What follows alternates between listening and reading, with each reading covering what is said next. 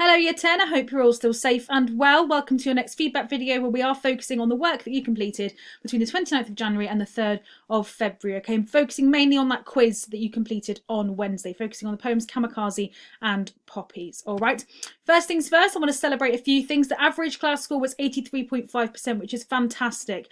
Right, we always look for an average score of at least above 80 to show that we've got a really good understanding of a topic. So the fact that we're up and above that is fantastic here. It shows that you guys are really picking up on what we're looking at. So well done to everybody for that. A few other things to celebrate. 2 students got 100%. Well done. Right, I won't name you, but you'll know who you are, and I am paying attention, so well done for that. 1 student got 95%, and another student got 90%. So those are the top scorers. Well done to you all. And the questions that we did best on: what is sibilance? All right, that hissing sound produced using consonants. All right, normally consonants such as s or sh or z, or those sorts of sounds that involve your tongue being pushed up to the roof of your mouth to push air out to create that sound, in case that's something you've tried. Who wrote Poppies? Jane Ware, 100% on that one, well done. And who is the speaker in Poppies? It is the mother. All right, 100% on that one, well done to you all. I'm going to have a look through all of the questions in a bit more detail, all right, to see what we got right and what we might need to look back on. But one thing I will be doing later on in this presentation is I will be reviewing some of the questions, especially those that we scored less than 80% on average on. Okay, as I said at the beginning, 80% is that's the really good score to aim for, right? Because it shows that the majority have a really good understanding. All right, so any of the questions that didn't quite come up to 80% on average, that's just telling me that that's something we need to revisit, and that's something we are going to do. So let's pull this up and have a look through these. Question number 1, who wrote Kamikaze? Beatrice Garland is the correct answer there. Okay, we will note that not everybody got that one right. All right, but it is a good note to make. Okay, you need to be able to say which poet wrote which poem. Okay, so that's something really to bear in mind, that Beatrice Garland was the poet for Kamikaze. And number 2, what is free verse? An open form of poetry. It does not follow a particular structure, but it tends to reflect the natural rhythm of speech. Absolutely, the majority of you got that one right, so well done. Number 3, what is sibilance? All of you got this right. As I said, a hissing sound created by a combination of strongly stressed consonants. An example of sibilance there, and the words strongly stressed with the sounds. All right. Number 4, what does the term kamikaze refer to? A specially trained Japanese pilot. You all got that one right. Well done. What mission does the pilot in Kamikaze set out to do? To fly into enemy ships to destroy the enemy. And I say the majority of us got that one right, spot on. Okay, that's what Kamikaze pilots were trained to do. It was a one-way mission, with the aim of destroying as much of the enemy as they could. And number 6, who is the narrator of Kamikaze? It is the daughter, all right? I know that we've got several different characters who appear in that poem, right? You've got the daughter telling her children about her father and his experience as a kamikaze pilot, but she also brings into it her grandfather as well. But the entire poem is from the daughter's perspective. Number 7, how does the strict structure of the poem combined with the poet's use of free verse and enjambment linked to ideas of conflict? And the majority of us did get this one correct. The structure reflects the conflict between the pilot's sense of national duty and his inner conviction. Remember, this is one of the main themes that runs through Kamikaze. You've got this kamikaze pilot who part of him knows that he needs to go and do his duty to the military and to his country, right, by completing this mission, but at the same time he doesn't want to. All right, and whether he's influenced by the nature around him or by memories, we're not 100% sure, because this is the daughter's interpretation of events. All right, but essentially he doesn't want to go, and you've got that conflict between the two sort of ideologies. Number 8, what do the powerful incantations in the poem refer to? So this is still Kamikaze. And the correct answer here is they refer to how, through propaganda, the pilot has been brainwashed into giving his life for his country. All right, and we'll look at this one in more detail slightly later on, because this is one that we didn't quite hit that 80% mark on. Number 9, what 2 things does the poem's reference to sunrise connote? And the correct answer here, the power of nature and the Japanese military flag. All right, another one that we'll look at in more detail. Number 10, why did the pilot wonder which had been the better way to die? And the majority of us got this right, well done. Because the pilot abandoned his mission, he was shunned by his family and experienced a metaphorical emotional death. Or he is sat there wondering whether it would have been better to die as part of that mission, to sacrifice himself for his country, or this kind of figurative, metaphorical, emotional death where he's come home and his family want nothing to do with him. They treat him as though he's dead anyway. Almost a kamikaze mission in itself, you could argue. Number 11, who wrote Poppies? Jane Ware, spot on. Number 12, what is a dramatic monologue? The majority of you got this right, so well done. It is a form of poetry where the poet takes on the persona of a character speaking to someone else, but we never hear from the person being spoken to. And this is a form that we're really going to need to remember, okay, because especially when we move forward to look at the romantic poets, and all of the poems associated with that in this anthology, this is a form that will feature much more heavily, okay? And it's really important to be aware about this structure and what it kind of infers, so to speak. So we know that in this example, in Poppies, it's just the mother talking. You don't hear who she's speaking to or hear anything back from the person she is speaking to. And that's on purpose. And the point of that is to show how we're solely focusing on the mother's perspective here, on the perspective of the person who has been left behind. All right, so that is just a key thing to remember there. Number 13, who is the speaker in Poppies? The mother, well done. 14, why did Weir chose to write from the mother's perspective? She wanted to illustrate how hard it was for the mother when her son left, okay? A lot of the other war poems, they tend to focus on the experience of the soldier, all right? And even Kamikaze, I know that it's from the perspective of the daughter, but it's still talking about her father's experience in war, whereas this is solely just from the mother's perspective. All right, as we talked about when we looked at the poem in more detail, we don't know if her son's just been sent off, whether he could perhaps be dead, or whether he's still at war, we don't know, but we don't necessarily need to, because the son doesn't really matter in this instance as much as how the mother feels. Number 15, what is the poem about? A mother describing the events around her son leaving, as we know. Number 16, how does the form of Poppies relate to the perspective Weir wanted to convey? The form emphasises how the poem is about the pain being caused to the often ignored mother. Again, when it came to war and things like that, a lot of the focus would be on the soldiers and their experiences, and almost rightly so, because, you know, they're the ones that have been out, you know, and experienced these horrible things.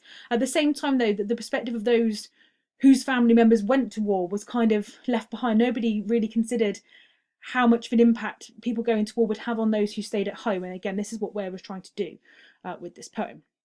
Number 17, what effect does the poet's use of free verse, enjambment and caesura have in Poppies?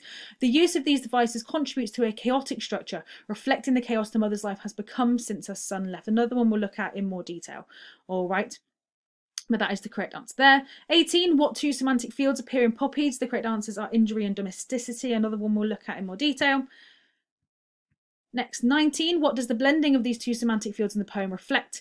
Right, the blending of these semantic fields reflects how the idea of the son in the conflict zone is constantly on her mind, all right, mixing those two lots of words, and again, something else we will look at. And then finally, number 20, what poem would both Kamikaze and Poppies compare well to? And the correct answer here was War Photographer, right? That was the one they both had in common. That was on the list of ones that could be compared. So well done those of you who got that right. Going back to the PowerPoint then, as I said, there are a few areas that I was going to revisit based on how many people got certain questions right, that I'm going to look at in a bit more detail once again in here. So first of all, who wrote Kamikaze? Beatrice Garland, okay, born in 1938 in Oxford, works in the NHS as a clinician and teacher. In 2001 she won the National Poetry Prize, and Kamikaze is from her 2013 collection that focuses on life and death in the natural world. And again, this is the important part, the last bullet point here, a really key thing to remember. Garland has stated that she had a particular interest in what can motivate young men and women to give up their own lives in service of a higher cause. She found herself curious about the motivations behind it, and it's really important to remember information like this, because when you do come to an exam scenario, when you're writing a comparative essay between two of the poems, part of what they're looking for is your linking to context.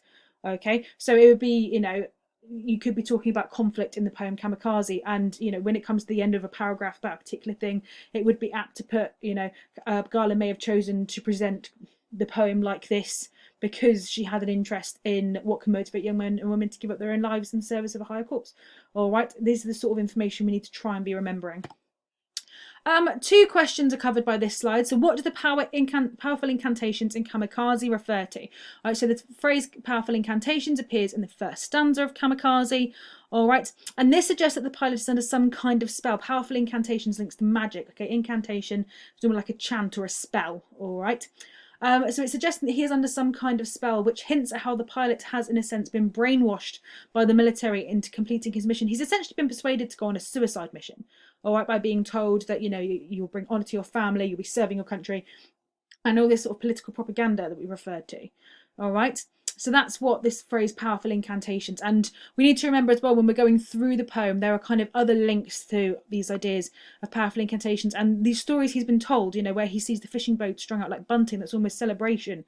And the next one, you've got the fish moving in swaves like a huge flag waved first one way and then the other, almost like people are celebrating him, or, you know, what he's doing is being celebrated. But these references drop off as the poem goes on, which shows what effect nature is having on him and how he's slowly coming round and deciding not to do it. And then also the second question, what two things does the poem's reference to sunrise connote? All right, the last word on the first line there. Japan is known as the land of the rising sun, and the Japanese military flag depicts a sunrise. And it is another link to nature imagery. And here you end up with that conflict between the freedom that nature connotes, all right, so sunrise, freedom, nature, and the control of the military, okay? Because I say on the one hand, it's nature, so sunrise, new day, all lovely. On the other side, you've got the symbol of the Japanese military flag. So again, you have those opposites, you have that conflict between the two. The next question here, what effect does the poet's use of free verse, enjambment and caesura have in Poppy? So moving on to Poppy's poem now, the other one. Okay, so free verse, as we looked at earlier, it's where the poem doesn't particularly follow any particular rhyme scheme or rhythm or anything, but it kind of reflects natural speech. Enjambment is when there's no end stop punctuation at the end of lines, and caesura is when there's a stop in the middle of a line. So we know that with Poppy's, enjambment primarily features in the second and third stanzas. It does feature in the first and second, but if you look at this one here, stanza 2, there is hardly any end stop punctuation, but you do get punctuation in the middle of lines. You do get caesura happening. Okay. And all of these elements combined create a chaotic structure, okay? It's not organised. This reflects the chaotic impact that conflict has on those at home. Life is chaos for the mother, all right? Her son's gone and she's got all these feelings. Those left at home are completely absorbed with the terrifying thoughts about their loved ones who are serving in wars. We also talked about how the inclusion of punctuation in the middle of lines, the use of caesura, could actually be a sign that the mother is trying to control herself. She's trying to control the chaos, but it's not quite working fully effectively. All right, because although the end stop punctuation is in there in an attempt to organise things, it's not quite working, and if anything, actually adds to the chaos a little bit. So Ware's use of caesura also suggests that the mother, as I just said, that the mother is attempting to control her thoughts and emotions, but not overly successfully. Okay, so these are the key things to say about the structure of Poppy's. All right, all three of those things combined, the fact that it's free verse, enjambment, and caesura, combined lead to this effect. Okay, everything's a bit chaotic, it's a bit mad, nothing's organised, and again, this is to reflect how the mother feels because her son's gone. Another two questions to consider here. So what two semantic fields appear in Poppy's? We get a semantic field of injury along with a semantic field of domesticity. And let's look at the words I've got highlighted. So firstly, injury, we've got words like spasms, blockade, bandaged, graze, okay? And then we've got domesticity. So this is language of kind of the home, things like that. So we're referring to as lapel, which is that part of a blazer that I talked about, petals, blazer, sellotape, smoothed.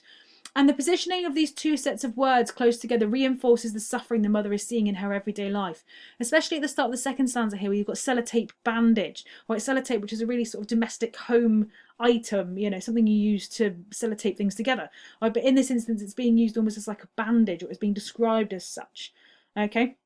And the blending of these semantic fields reflects how the idea of the sun in the conflict zone is constantly on her mind. That was the answer from the quiz. Okay, so again, the two sort of being side by side. Once again, when we're looking at a poem with conflict, we're generally looking for opposites, and that's what we have here. We've got the semantic field of injury alongside the semantic field of domesticity. And just in case you needed the reminder, a semantic field is a group of words that all link to a similar theme or topic. And they're all associated with each other in one way. You could group them up, so to speak. Yeah, so I've already looked at that second question as well. What does the blending of these two semantic fields in the poem reflect? Okay. That is all for this feedback session. Well done for all your hard work overall. Okay, I know poetry can be, you know, something that's a bit trickier to tackle, especially if you're unfamiliar with it, but I've been seeing the work that you've been sending in, and most of it is what I can see is a really, really, really good quality. So well done. Having all of these notes will prove so beneficial for you, all right, as we come later on to sort of do revision and begin when we eventually begin looking at comparing these poems, okay, because that is going to be the overall aim. The poetry part of the GCSE is a comparative essay between two poems, and we will move on to that when the time is right. You've got two poems left to do before half term. You should be starting your next one today, and then you'll do the second part of this poem on Monday, another poem on Tuesday and Wednesday, and then you'll have something else to do next Friday. Just something key to remember here is I will be beginning live feedback sessions from next week, so please ensure you keep an eye out for details and ensure you're able to log into Microsoft Teams. I will post more information once I have that available, okay, but you need to be aware of that, and I will likely be doing them next Friday, okay, and I'll aim to do it at the time you'd normally have English. So rather than recording a feedback video like I am here, I would be doing it live on Teams, and we'd work through some things as a class. So please come if you can. I'll post out more information once I know. Otherwise, that's it for today. Go off and do the rest of the work that you need to do. Keep that work coming in, stay safe, and I'll see you again soon.